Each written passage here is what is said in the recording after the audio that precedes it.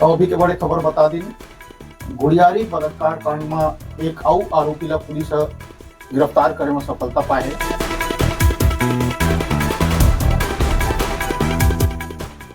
आरोपी गिरीश साहू ला पुलिस गुड़ियारी क्षेत्र ही गिरफ्तार करे।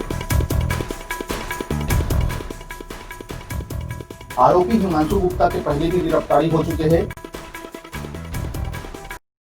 तो गुड़ियारी रेप कांड के दूसरा आरोपी पुलिस ने गिरफ्तार कर लिए हैं।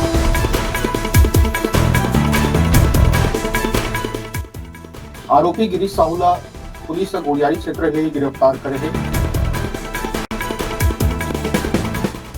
तीसरा आरोपी उपेंद्र गुप्ता अभी भी फरार चलत है। अभी के बड़े खबर गुड़ियारी रेप कांड के दूसरा आरोपी गिरीश साहूला पुलिस ने गिरफ्तार कर लिए हैं।